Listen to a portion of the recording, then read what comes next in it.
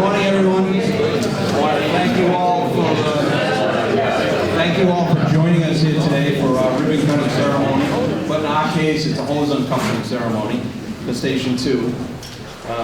This is very exciting for the fire department, and we're very happy that you made it here today to join us to reopen our 85-year-old fire station. And as you can see, it doesn't look 85 years old anymore. But if you were here at the groundbreaking, you know it did at one point. Please join me in standing for the Pledge of Allegiance. I'd like to ask Jeff Dupuy to come forward and lead us in the pledge.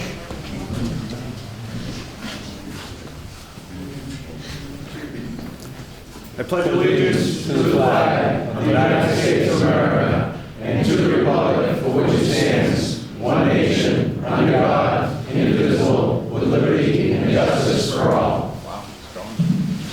Thank you, Jeff. I'd like to also point out that today is Pearl Harbor Remembrance Day. 78 years ago, Pearl Harbor happened, so remember to keep that day in your thoughts. Many people died during that incident, and then from that point forward, the greatest generation came forward to defend our country. This ribbon cutting culminates the work that constructed the addition, as you'll see, and the renovation of this entire building. This work was done by Doug King Builders, and Doug King himself has joined us here today. This was part of the Queesid Development Agreement between the town of Easton and Doug King Builders. That agreement was signed back in 2008, and the fire department patiently waited for this much needed modernization of the station. And we are very excited again to be here to reopen it. I'd like to introduce several people who will speak shortly as part of the ceremony. We have with us State Senator Walter Timilty, State Senator Michael Brady has joined us, Select Board Chairman Dottie Fulginiti, Select Board Vice Chairman Craig Bodger, Select Board Member Mark Lamb, Select Board Member Charles King, and Select Board Member Thomas Broussard. Also with us today is the Assistant Town Administrator Michael Blanchard. Also, as I mentioned, Doug King Builders, Douglas Anino, who's the architect on the project. I'd like to welcome retired Chief Tom Stone, who's with us today, and other town officials that have joined us, including the members of the fire department. At this time, I'd like to ask Senator Timilty to come forward for a few comments.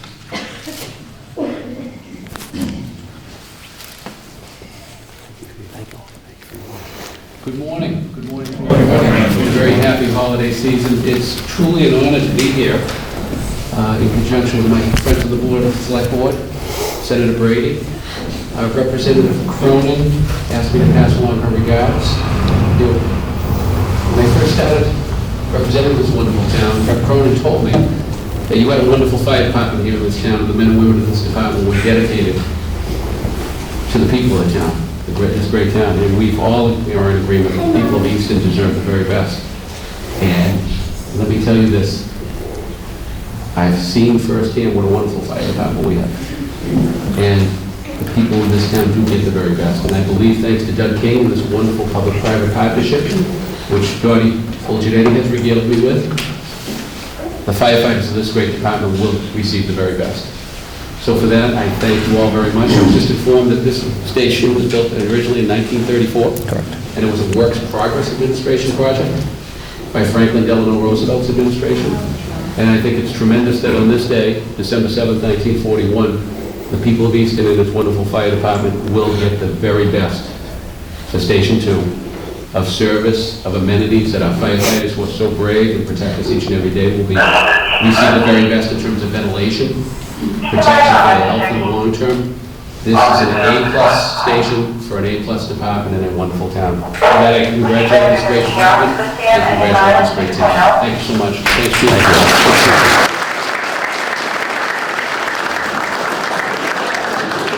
We are a fire department, so we'll have to deal with that a little bit of radio talk.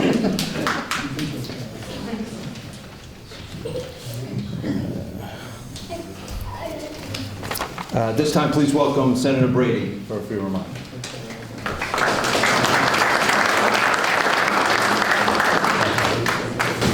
Thank you, Chief, and as was mentioned by a good friend and colleague, Senator Timilty, thank you to all the officials who are here as well. Unlike what you might hear out of Washington, we work very well together in the Commonwealth of Massachusetts, and there's no party lines, whether both Senator Timilty and myself are Democrats, but we have a lot of Republicans that we work with as well, and we work very well together, and we work well together to get proper funding for our public safety personnel. And we can never do enough, and especially our first responders. So thank you for our first responders day in and day out. I've seen firsthand. I actually served on the Public Safety Committee when I was a little thinner and had less gray hairs when I served as a member of the House of Representatives. I was up at Stowe in the training facility, not once but twice, and the scariest thing is not to mention when the fire is going and all that, but they had the oxygen mask on, and they tell me if the thing's dinging, it's not working. Of course, mine was dinging. So, but the scariest part is when the fire is put out, everything is pitch black, and they taught us to put your hand on the person in front of you. And it's just amazing the work I've seen firsthand being on the city council for many years, a state rep and now a state senator, what our first responders do day in and day out, and also our veterans. As the chief mentioned, this is the anniversary of Pearl Harbor, and we just recently lost a gentleman, Mr. Hershey, which was the last local survivor from Pearl Harbor from this area. And as a matter of fact, 4 of our survivors who were passed on recently on the local newspaper today as well. And we can never forget our veterans, because if not for them, we wouldn't be able to gather on a day like this as well today. So, and as was mentioned by our colleague, Senator Timilty, Representative Claire Cronin just recovered from a little fall she had in her own house and had stitches, and then she just ended up getting pneumonia, so she's recovering from that. But she's a great advocate and supporter of this district as well. So we're very fortunate we work together as a team. As was mentioned with the history of this building, anything we can do to help, because we not only have to fund our first responders when they're out on the road, but we also make sure we have to fund you properly for your proper equipment in the house you work and live in every day. So God bless you all, and everyone have a Merry Christmas and a Happy Hanukkah.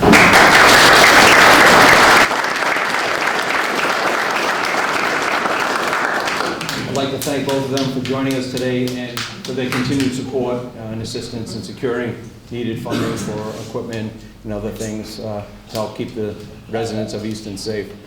The fire department started in North Easton with the Fire Department Hose Company number 1 and was originally organized July 12, 1894, so we're celebrating our 125th anniversary this year as an organized fire department. The first fire station was built on a piece of land on Sullivan Ave, gifted by Mary Ames to the Northeastern Fire District Fire Station.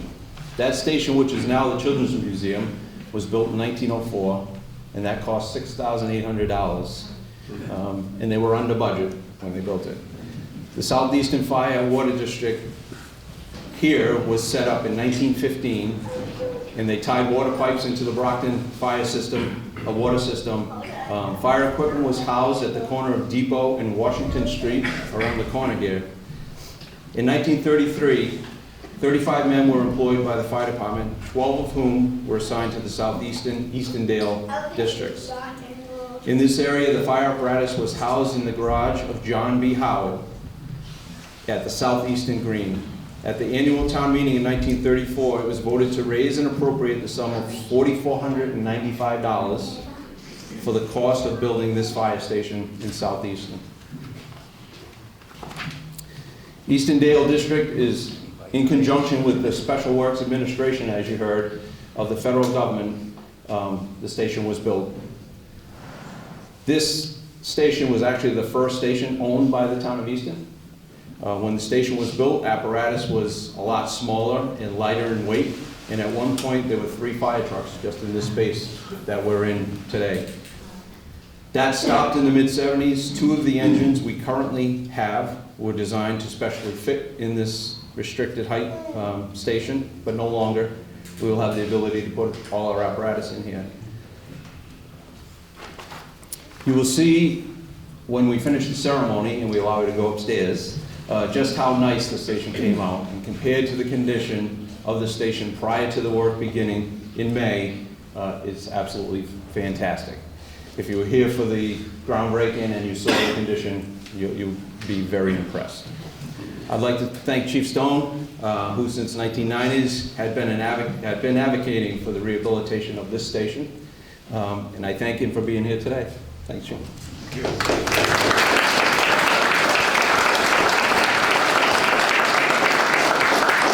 I also have to thank Connor Reed and Doug King for their working together and their support to get this work started and completed. Connor, who couldn't be with us today, and the Board of Selectmen, the Finance Committee, thank you for your support on the project, to give us the funding we needed on our side to get done what needed to be completed. At this time, I'd like to welcome up Select Board Chairman Dottie Fulginiti.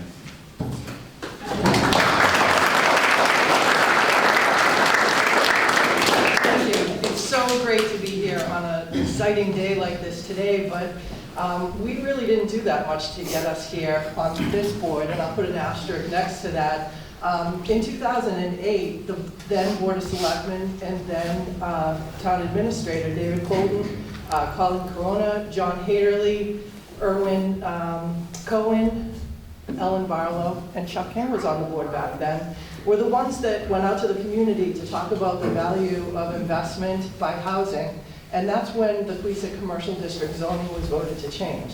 The people in this community valued that, they valued the housing, and that is what drove this public-private partnership to be able to have an agreement to do the station. So we thank everybody who moves this forward, but it takes a long time to get there. So the things that we're working on now on this board, we're probably not going to see the results of that for another 10 or 20 years either. And it couldn't be made possible without the people in this community that continue to want to invest, the businesses that come to Easton that want to invest because they see this as a great place to live. So I want to congratulate the fire department on this. Nobody fights harder than you do, Chief. So thank you so much for keeping at this. And thank you, everybody, for being here today.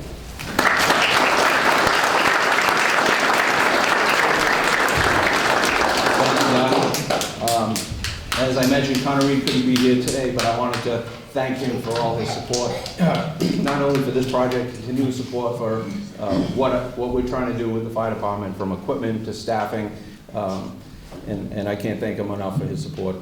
This time, I'd like to ask Assistant Town Administrator Michael Blanchard to come forward.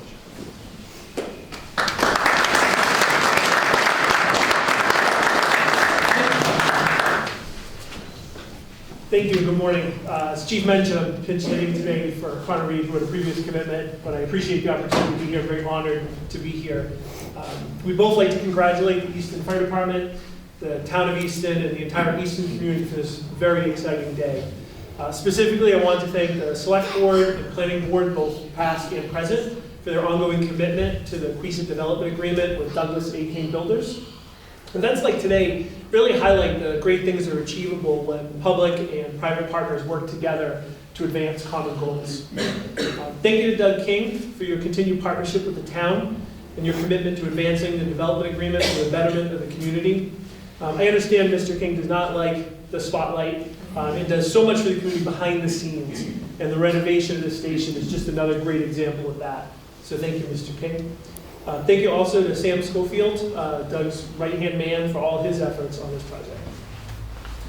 Thank you to our state delegation, both here today and not able to be here, for their ongoing support of Easton and our first responders. Thank you to our DPW, our planning department, our building department for all their support moving this project forward. And last but not least, thank you to Chief Partridge for your unwavering commitment to the advancement of this department, for his tireless advocacy, and I can tell you that from behind the scenes, it is tireless, for both the capital and operational needs to protect the department and the community, and for your oversight of this station renovation project. Thank you very much. Thank you.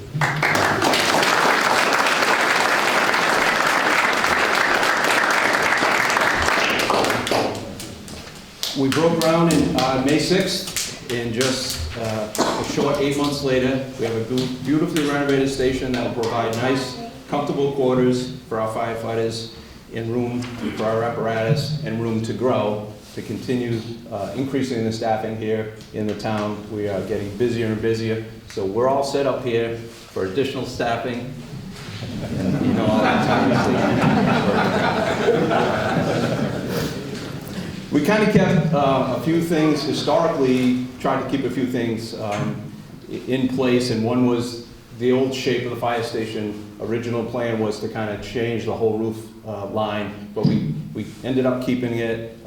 I'm very happy that Dugganino came forward with a different plan, keeping that shape of the building and adding on a dormer type addition to keep the look of the original station. So out of the old and the new piece that was added. We kept the fire pole, as you see, in the corner there. Thank you to Group 3 for polishing that and getting that ready for us. That pole is not original to the station here. That was added, I'm uncertain of the year it was added, but came from the Brockton Fire Department, their old Station 4. And the chief from Brockton at the time, or no? That was prior to. Are you asking me if I slid down that pole? Retired Chief Ken Gallagher from Brockton is able to say thank you.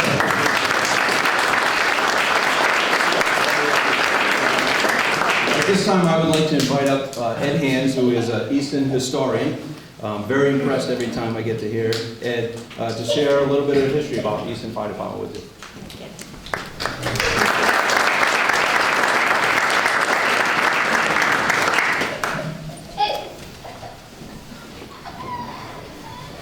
Well, this is one of those occasions where the people in the audience know a heck of a lot more about this than I do. And I want to particularly thank Paul Berry, retired firefighter out here, who way back in 1975 did the first written definitive history of the department. Without that, neither I nor the chief could have given our speeches today. I'd like to also thank the fire department, town administration, and Doug for saving a historic building. Way too often today, buildings are torn down and replaced with something bright and shiny, but not necessarily any better than what was there to work with. And I'm so glad you guys chose to save this beautiful building. It really adds to the neighborhood. I want to talk a little bit about the history of the fire department and particularly about response time, because I've had some personal experiences with response time. When you have a chimney fire or a medical emergency, when you're standing in the door of the house or out in the yard, it's incredibly important to see those flashing red lights coming down the street because you know they're going to be lifesavers. And having our 3 stations in town establishes response time that's quick enough to save people that are having a medical emergency or prevent a lot of property damage. And that was essentially what the idea of the fire department was in the olden days. In the olden days, you were dependent upon your neighbors. Every neighbor had a bucket, usually a leather bucket, and when the call of fire came, everybody ran with a bucket. And hopefully there was enough water in the well or the farm pond to put the fire out. Of course, it's limited in how far you can toss a bucket of water. So in 1844, in the first example of a town and private partnership as we have here today, Old Oliver Ames bought a pump, a hand pump, that would be usable in place of the buckets so that they could shoot water much further. That was tested in 1852 when the shovel works caught on fire. And the reports are that people on Pond Street ran with their buckets. Other people ran to get the new pumper. And between the two of them, not much happened, unfortunately. The shovel works burned to the ground, 100 feet, 12,000 shovels, and a $40,000 loss. But it did highlight the fact that we did need to do something about fire protection. The drawback was not so much fire danger, which was high, but the lack of water. And in 1887, the fire district of Northeastern was established at the same time as the water district. And what that meant was that all of a sudden, there were water pipes all over Northeastern and hydrants that you could hook up the pipes to. If you're looking for an example of an early hydrant, there's still one available on the Governor Ames Estate under the Weeping Beech Tree. You go under there and take a look at what a 100-year-old hydrant looks like. In 1894, as the chief mentioned, the Call Fire Department was established in Northeastern as part of the district. And in 1903, Mary Frothingham gave the land where the current Children's Museum is today. And that allowed the fire department to expend all the money on the building rather than buying the land. That was significant because they were able to hire an architect, creating the beautiful building that's there now. And a lot of times people will question the expense of having a building with a really decorative tower next to it. But the tower wasn't decorative back in 1904 when the station opened. That was a hose drying tower. The hoses were hoisted up to dry out after a fire. Any other part of town in those days that had a fire would call on Northeastern to send a crew as an out-of-district response, just like they would to Brockton or West Bridgewater. That's not very good response time. Imagine hooking up the horse-drawn fire engines and getting down to the deepest part of Southeastern. So in 1915, this particular part of town, which had ideas of becoming a wonderful residential neighborhood, and ultimately did, decided to hook up their water supply to Brockton, and that enabled them to have their own fire district. The fire equipment there, just like originally in Northeastern, was stored in somebody's barn. That barn still stands across the street over here. It's the Howard Barn. And the station remained there until 1934, when our current station was built. We talk a lot about the WPA as financing that, and that's wonderful. The town didn't think so much of that. They took the money, but never once voted for Franklin Roosevelt. All 4 times they voted for somebody else. But the town also expended a lot of money as well, almost $4,500. And in that same time period, they spent $7,500 on an engine for down here as well. Now, engines in those days were a lot smaller, as the chief mentioned, but they were a huge step up from the 1905 Northeastern inventory. In 1905, the hook and ladder in Northeastern had a 28-foot extension ladder. That was the biggest ladder that they had. So hopefully all the buildings were tiny and the fires were small. Here, the fire station operated for many, many years, as we all know, not without some controversy, because at this time the district system meant that there were separate committees that ran the government. So in 1925, the town was asked to come up with an idea for a unified fire department. And the committee that was established, the selectmen, not as foresighted as our members here, and the Prudential Committee of the Northeastern District and the fire engineer decided not to recommend a town fire department. They were afraid that given the current state of equipment in Northeastern, they wouldn't really be able to cover the whole town. But the town decided otherwise. Town meeting, the body of everyone that could vote in 1931, that was everybody, decided that they were going to have a unified fire district, chose the first chief, and spent $15,000, one $7,500 for here, one for Northeastern, to expand things. And it took about a decade for the districts to be unified into one fire district.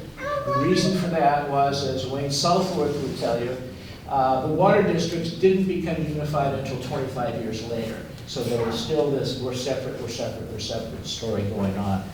The first really unifying force for this town was our fire department.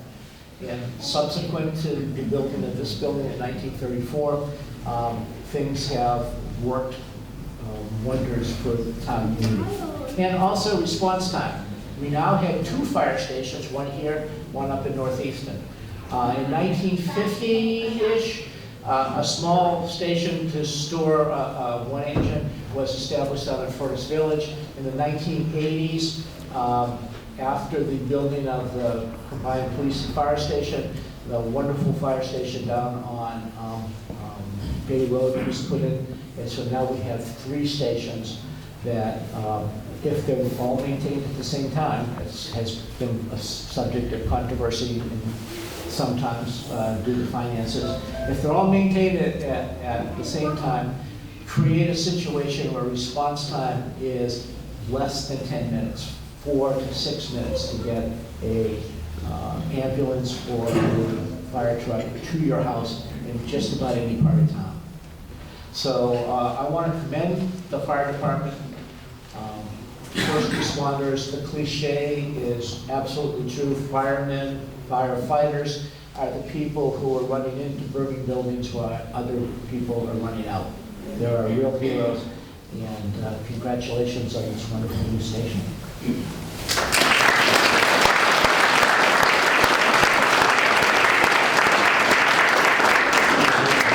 Thank you, Ed.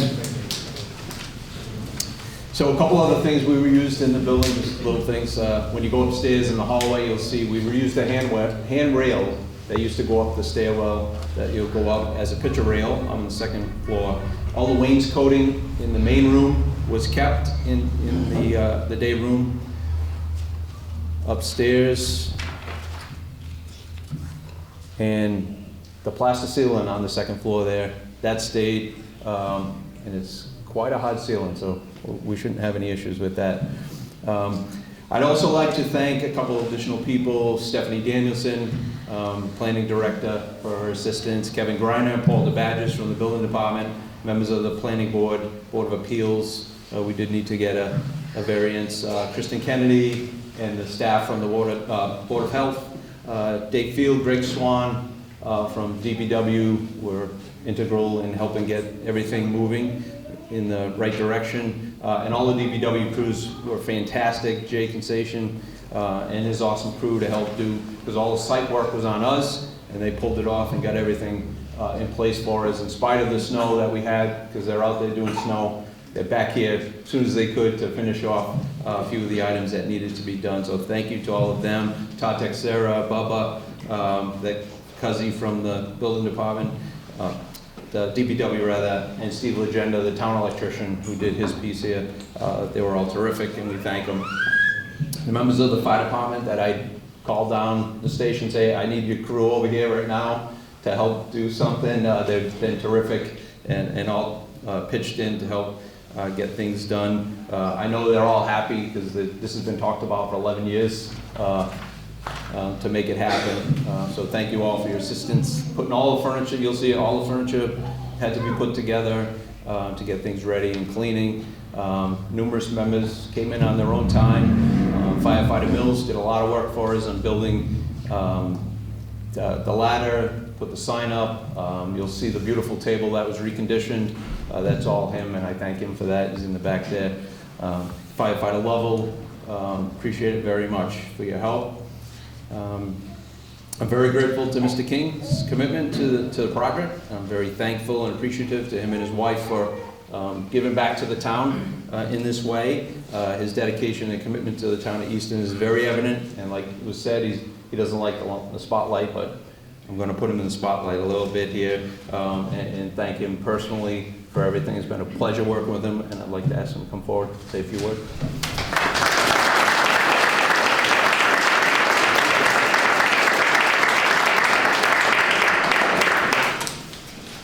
Well, thank you all for sharing the special dedication of Easton Fire Station 2. Chief Partridge is a very special person who was and is the driving force for this transformation. We could never have done it without him. He's a hard guy to say no to.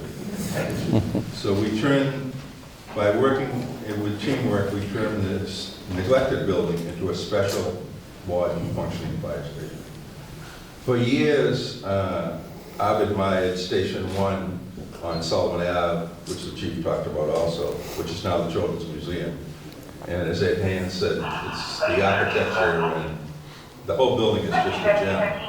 And I'm proud to work on the recreation of Station 2, this particular building, making it into a beautiful station, functionally and aesthetically. It took a team effort, a lot of imagination, focus, hands-on skilled work to turn this in 8 months from, it was really a disaster. I think the average person would have tore it down. But I'm glad we did. So it's a very, very special building in a very special community.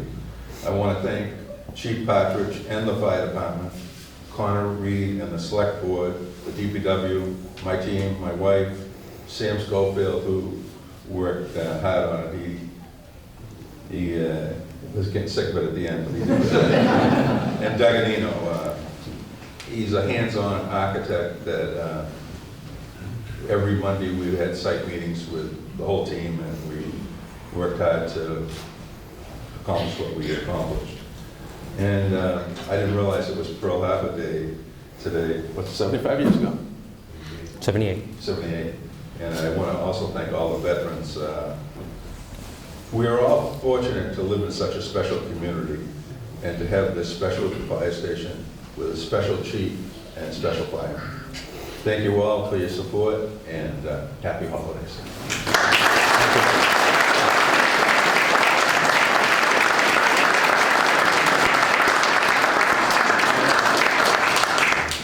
Thank you very much, Doug. I want to thank some of the other people who worked on the project. From Doug King Builders, as he mentioned. Wait a minute, before I do that, I got to give this to Mr. King. I have a little something to say thank you to Doug. I know it's just a small token, but I understand he likes to wear hats, so.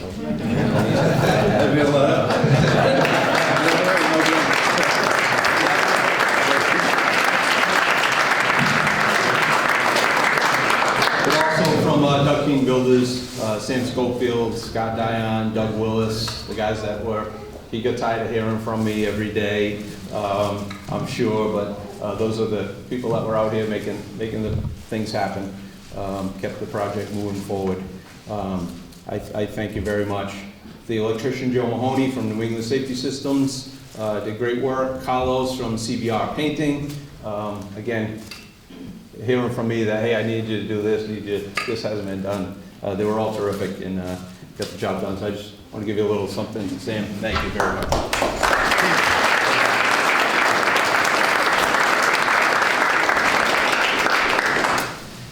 Before we get to the hose uncoupling, I'd like to make a few presentations to some of the members of the department. I thought this would be an opportune time for us to recognize our personnel and the work they do.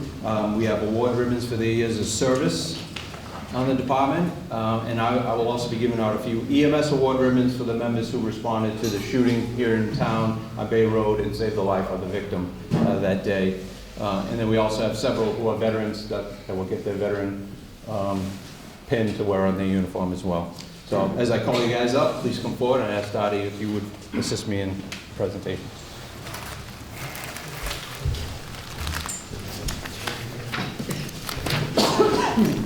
Is Michael Eaton here? No? Okay.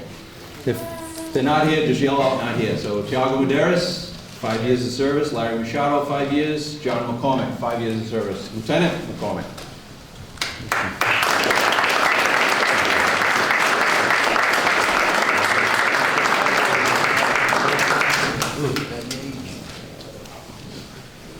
Firefighter Robert Powell, on the department for 6 years, gets his 5-year service pin. Is he on the ambulance? Yes. Captain Kyriendo, department for 7 years, 5-year service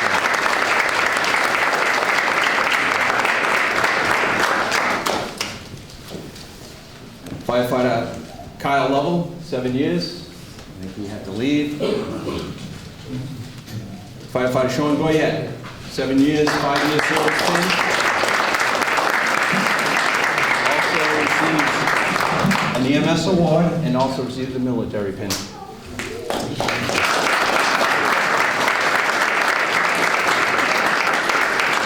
Firefighter Tom Baker, been with us for 9 years, gets his 5 years in.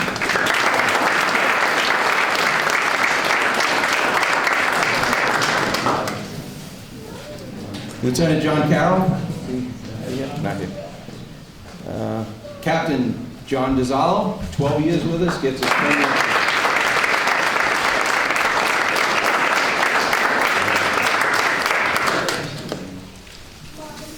Firefighter Charlie Snow, I haven't seen him. No.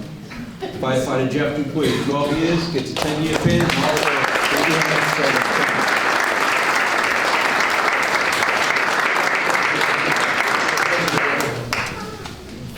Firefighter Darren Stone, seen him. Captain Michael Green, 15 years service pin.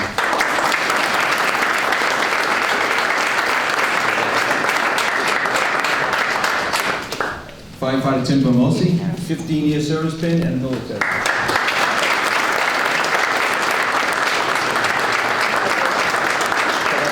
Member of the U.S. Coast Guard, retired, and Sean Goyette was the United States Army. Captain Evan Malone, 22 years, gets a 20-year pin.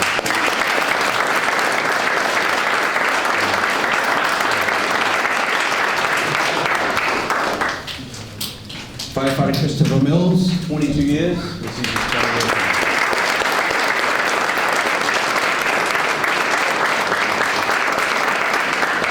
I'd also like to point out that Chris and Evan were the first 2 paramedics on the Easton Fire Department.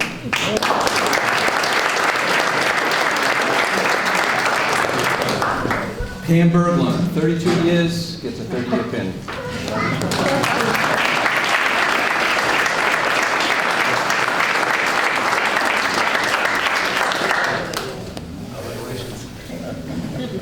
Administrative assistant, awesome, does an awesome job. She's had to deal with me for 6 months during this project. Firefighter John White, not with us, and the senior member of the department. Oh no, yep, sorry. Captain Larry Bly, 32 years.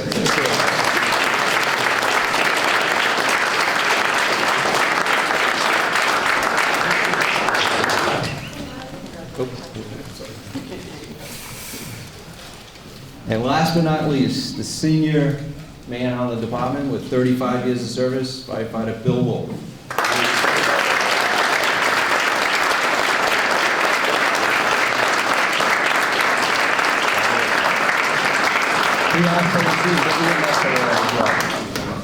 Thank you.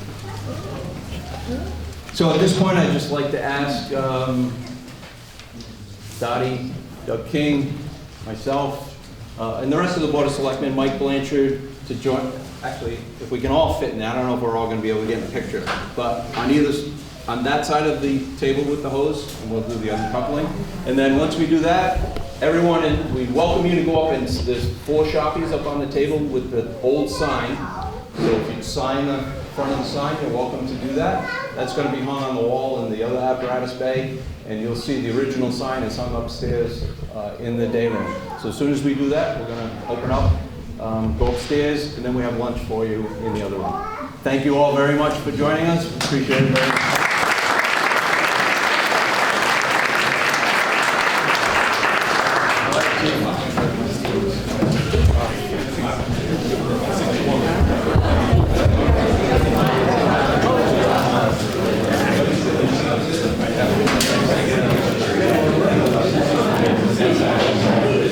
While they're making their way up to the table, I missed one, Lieutenant Bill Frayla. Come right forward, 5 years of service, thank you.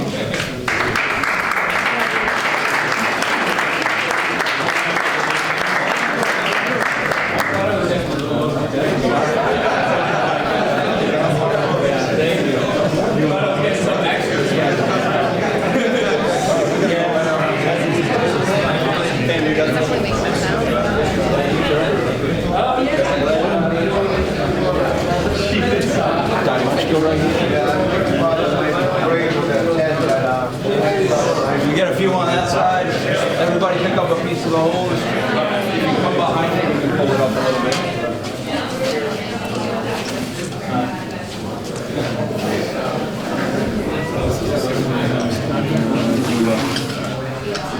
Hose uncoupling. How's this work, Chief?